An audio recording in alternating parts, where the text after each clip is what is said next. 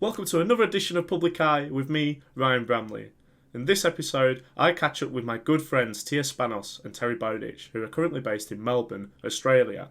Now, the state of Victoria as a whole is currently under stage 3 lockdown, with Melbourne and the inner city in stage 4. What does this mean for them, and what is life like living with COVID-19 down under?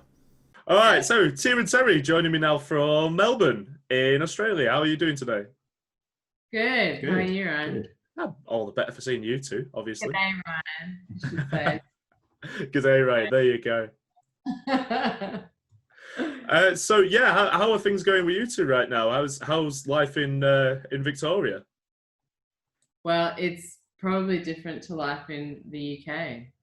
Terry, what are we doing right now?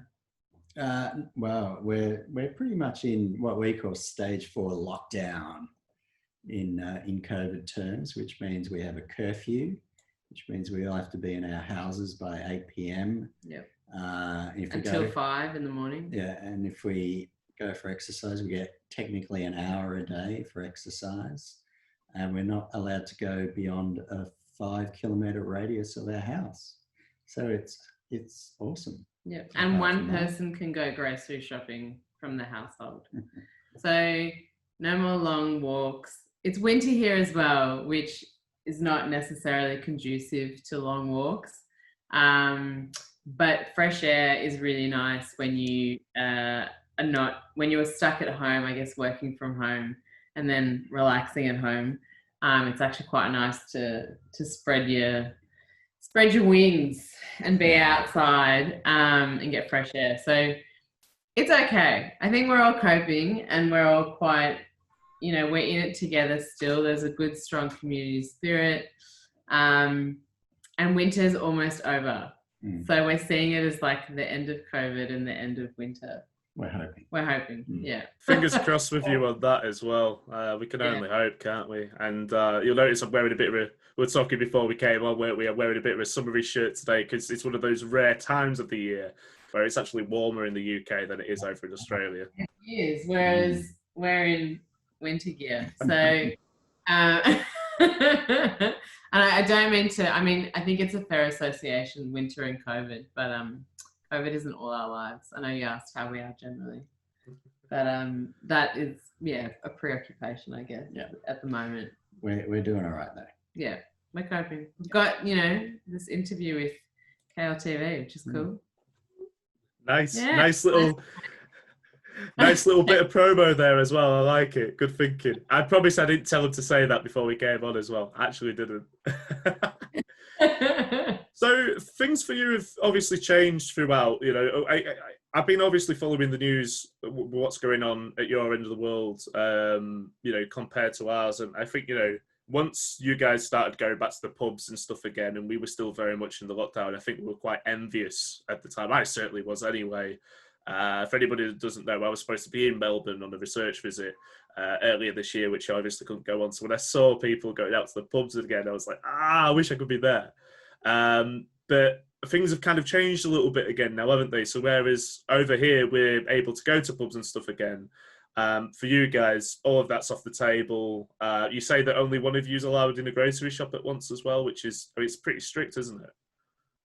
Yeah, and look, it's challenging to police things like that, but you do see when you go to the shops, it's no longer couples, it is one person going. So people are quite conscious of that. And, we've got things like our trolleys now that we take because we no longer have the 4 hands to carry everything home. So, it's definitely a change of scenery and the way we do things.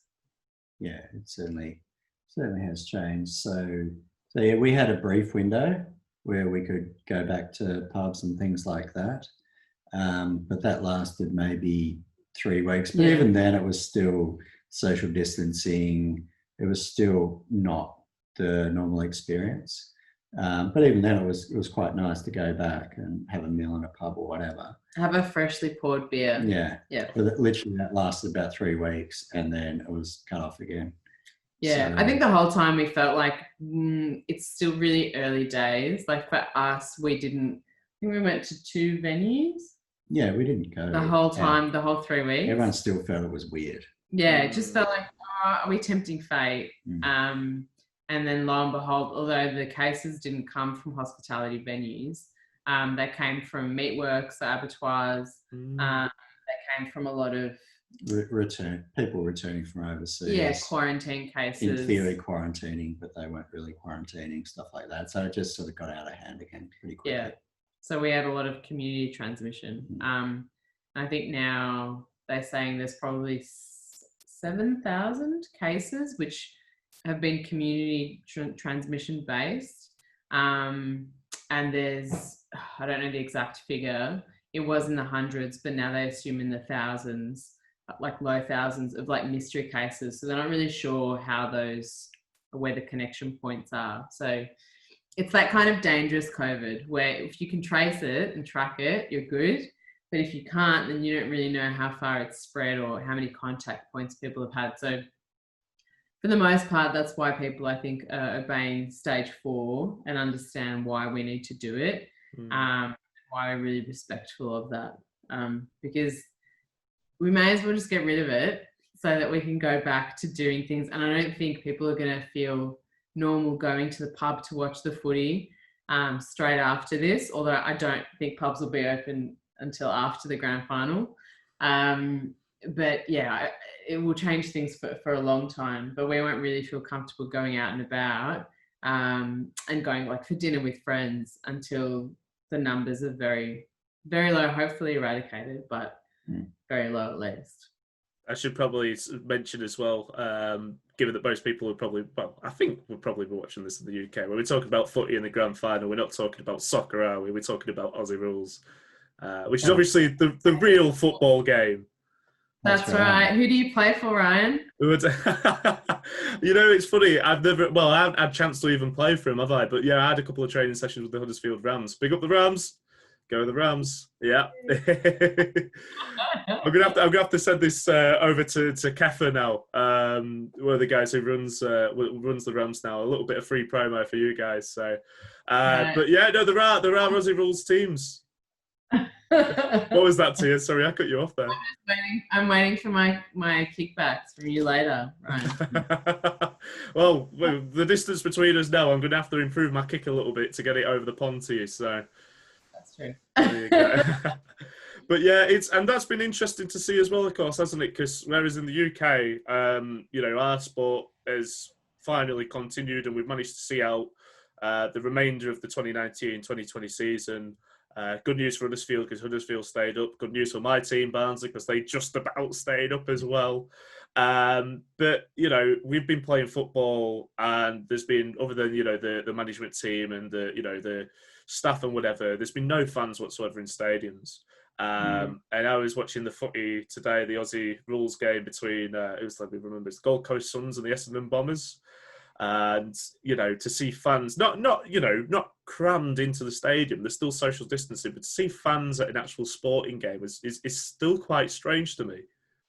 It's strange to us too, because as I'm sure you're aware, but Melbourne is the home of Australian football, and all the teams before we actually went back into stage 3 restrictions again, and then 4, they all migrated north. So they went to Sydney and to Brisbane and some to Perth as well, which is west. But they all went to basically play football everywhere else but Melbourne in order to keep the game alive. So we have had no sporting events in Melbourne, and we're the sporting capital of the country. So we've had no events. I think they're talking about cancelling the Australian Open tennis as well next year if they haven't already cancelled it. The Grand Prix Formula 1 is here, and it was cancelled too. Was cancelled, yeah. So there's been a whole bunch of sporting. The soccer, so English football, has also moved interstate. So all of our sports moved interstate because you can't play it here, and obviously there's no gatherings of people here either. So when we watch the football and see, like in Adelaide, where they had, I think, 20,000 people at one point at a game, and in Perth it was the same, we just freaked out. We just keep looking at them going, why are you so close to each other? Like everyone, it's something that's really noticeable, which is so surreal here, because 20,000 people in, say, how many people fit there? Like 40, 50,000? Yeah. It's like half full, and usually you'd be like, wow, no one showed up to the game. And now it's like, whoa, there are way too many people. They are too close together. They need to separate. Like your whole concept of space and crowds and everything else really changes. So yeah, but it's really changed the feel of Melbourne as well, obviously, because winter in Melbourne revolves around football. I mean, that's what you do every weekend. That's what people talk about. That's the whole that's why you go to the pub or to the game. That's the whole thing about Melbourne in winter is football, but all that's just gone basically. Like the games are still being played, and you can watch them on TV, but no one can go to any games. No one can go to the pubs and watch them or anything like that. So it's been a very weird winter. Yeah, and it's not to say that it is nice seeing crowds back again in the stadiums. Like seeing people, I guess, cheering others on, like their teams on, but also probably it's not as enjoyable, but abusing other teams. It's more funny to watch. Adelaide fans. But yeah, it's still, I don't know, it definitely feels different to when they were playing the first few matches of the season and there was just no crowd anywhere. It was very eerie, and they had fake, like sounds. They had recordings playing, which was awkward, and they had cardboard cutouts of people, which I think they've got in Europe as well. That's right. And I paid to have like your cardboard cutout or a joke cardboard cutout put in the audience. Do you wear masks there? Is the question, because we didn't say this. It's mandatory to wear masks here. Now, this is a really good question, actually. When you say mandatory, is that everywhere or is that just indoors? It is everywhere. Wow. Not in your house, obviously. Yeah, No. When you leave your house, you're meant to have a mask on. So yeah, this is very different to us. So we've had it on public transport for quite a while. At least a couple of months now. I can't remember the exact date, but for at least a couple of months. And then in late July, they brought it in shops as well. And there are still quite a lot of people flaunting that. Now, this is one of the difficult things. There are reasons, there are genuine reasons why somebody could be exempt from wearing one. And, you can have exemption cards and stuff like that to show. And it's just a case of, in theory, you should be able to just show that on your way in and prove it. One of the problems has been, though, is that whereas a couple of months ago we were having security guards at the front of most shops managing how many people are going in and out and whatever, we don't really have them enforced as much anymore. So there's nobody on the door checking whether somebody has a legitimate reason to not wear a mask. And I think because of that, people are seeing others who are not wearing masks in shops and thinking, they're not wearing a mask, And that's also a problem for them then, because, there will be some people flaunting the rules, but there are also some people who have legitimate reasons, sometimes to do with mental health and anxiety and things like that. And of course, if you get everybody staring at you and people even interacting with you saying, why the hell aren't you wearing a mask? That's even more anxiety inducing.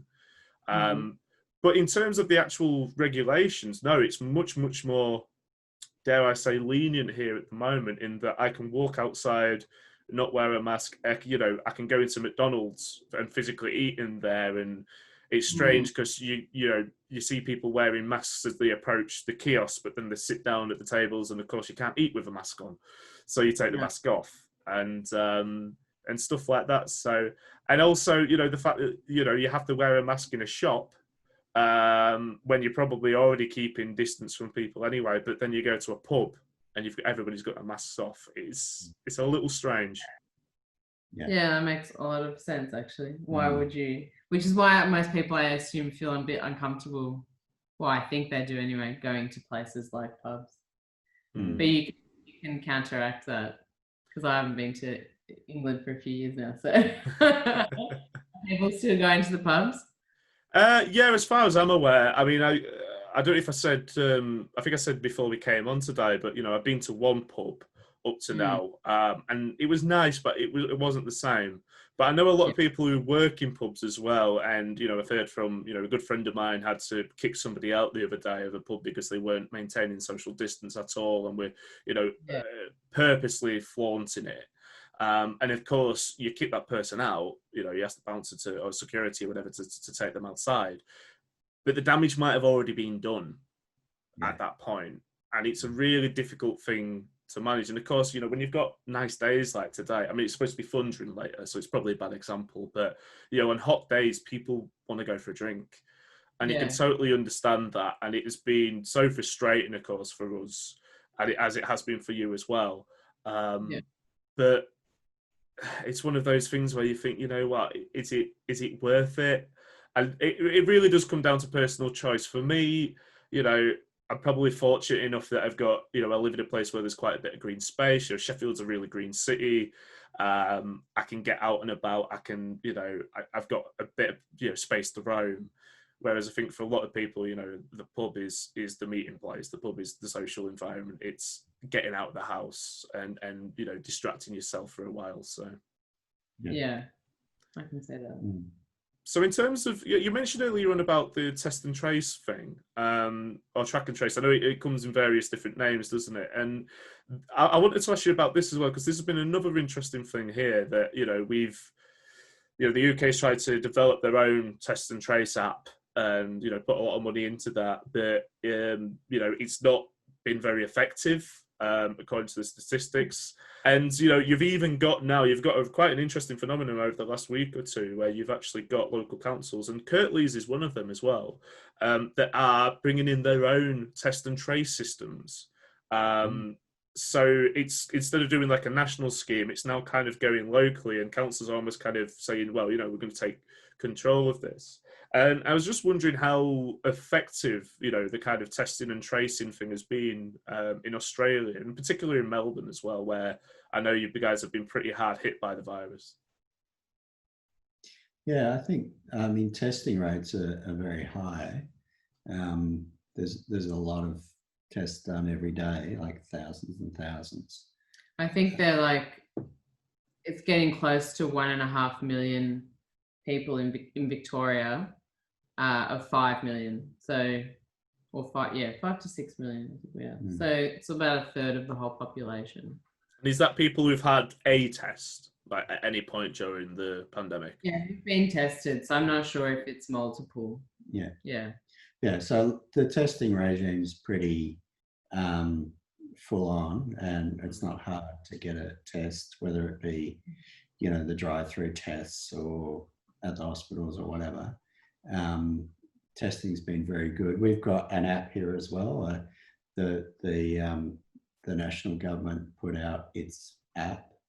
That was it was based, or I don't know if it is actually the same as the Singaporean. Yeah, based on the Singapore app. Yeah. Which I think last I heard about 6 million people had downloaded around the country. It's a lot, but in terms of it actually, its effectiveness, the general vibe, and again, a lot of money spent on it.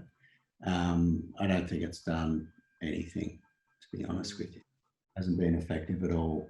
There hasn't really been clear evidence of people who've used it, I should say the state governments going out and actually getting data off that app to identify contacts. So people been in contact with someone who's positive, and then obviously gone to get them quarantined, etc. So there's been limited evidence that we've seen anyway in the media, from government reporting of the effectiveness.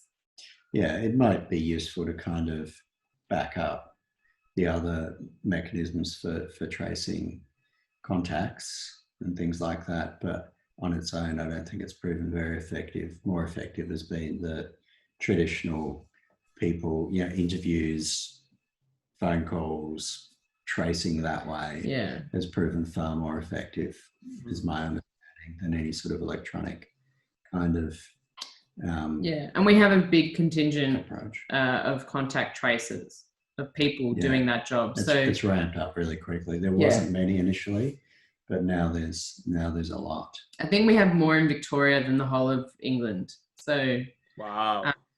Yeah, we've laid some off as well, which again was there's a mixed response to that, of course. But yeah, and I think the other interesting thing for me in terms of the technology side of it is that, you know, the problem with the app is that it kind of assumes, because you look at that number and you think 6 million, and that's what, you know, if we're looking across the country, you've got about, what, 30-ish million people in the whole of Australia? Yeah. 25. So, you know, you're talking over a fifth. Yeah. And yet, you know, that's, so the number initially sounds quite big, but actually, you know, if you've only got, you know, 20 to 25% of people actually using it, that's not massive. But of course, the app kind of assumes that everybody has a phone, you know, access to a phone and the technology capable of running it. And we're not just talking about any run-of-the-mill mobile phone. You need to have a smartphone. I mean, I believe it works on a Bluetooth system as well, the Singapore app. Yeah. So it's interesting. Related phones. But yeah, I mean, it's, unless something like that is mandatory somehow, there's a lot of, as you'd imagine, there's a lot of suspicion about downloading something where the government can trace your movements. So even though it might be for a good reason, you know, people don't have complete faith in governments, not just here, but anywhere, I don't think. So, and don't necessarily trust governments with that sort of technology. So no, I don't think the argument necessarily has been put to people, because, you know, it was obviously everything is new in a pandemic and you're trying to have rapid response to everything, but people like to see that, this worked somewhere else, so let's bring it on board here. I like to use this analogy of like how Melburnians are with music, which is, if you're a homegrown act, we will watch you in the audience and we will be very stiff and will nod our heads. As soon as you receive recognition internationally, we will laud you. It's sold out gigs. Everyone is like free flowing and having a great time. And we're fully convinced and trust in like, and love the band. So it's kind of the same deal with kind of anything that comes here, I think, which is, this thing wasn't really, it's an import, which is totally fine. But it hadn't really been tested enough for us to be like, oh yeah, this is really good, let's use this. So there wasn't enough trust there. And I'm not sure the argument was made to the public about how useful it would really be.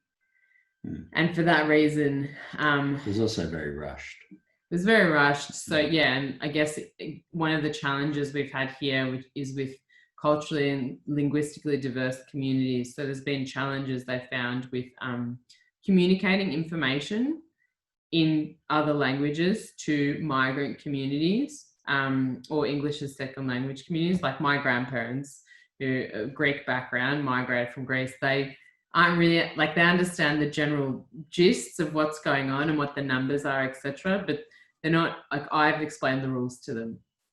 So, and I think the same goes with concepts like the app, which, as you said, they don't have smartphones. They don't have smartphones, and they wouldn't. Yeah, they would have no really concept of that. So I think there's a large cohort of the population who are maybe not. Like, you can't assume, obviously, like 25 million people. A lot of those people are kind of are young and maybe underage and don't have access to tech, that kind of tech, because of their age. Then there's another large proportion of our population which is old, because we do have an aging population. They don't have that technology either. They might have the computer where they use social media like Facebook, for example, to keep in touch with family, but they don't have smartphones that have the coronavirus app on it, etc. So yeah, I think there's always challenges when you're rushing things out, and it's the nature of the beast. This is what we're playing with at the moment. It's something that is rapidly moving, and you can only make the best decisions you can at the time with the information you have. And if you think, obviously the government thought this was a good way to, I think, like you said, Terry, kind of, it's a good support, I think, in terms of building the database of information that we have on where this virus has been. So I guess the push was to get it out, but there hasn't been enough information then and since on its success and how to use it and all that kind of stuff. So it's fallen a bit flat. Yeah. But, you know, again, yeah, everyone's doing this for the first time. So, Yeah. yeah, you can't criticise people having a go and trying things. I just don't think this has worked particularly well. No, I think the investment in more people on the ground, although we're not meant to be out and about, but these people doing this specific job is the best way forward. It's better. Yeah, and they've been doing door knocking here as well. So not the contact tracers specifically, but the Defence Force and police officers have been going and door knocking people. So rather than, again, just having messages piped through televisions, actually going and at a safe distance, doing your face-to-face conversation with translators as well at times, or people who speak different languages, just being able to communicate, face-to-face, that human element. I think we've certainly heard positive reports since that has ramped up. And you have seen more people who have the virus staying at home, which is what they should be doing. And more people, I guess, adhering to the restrictions.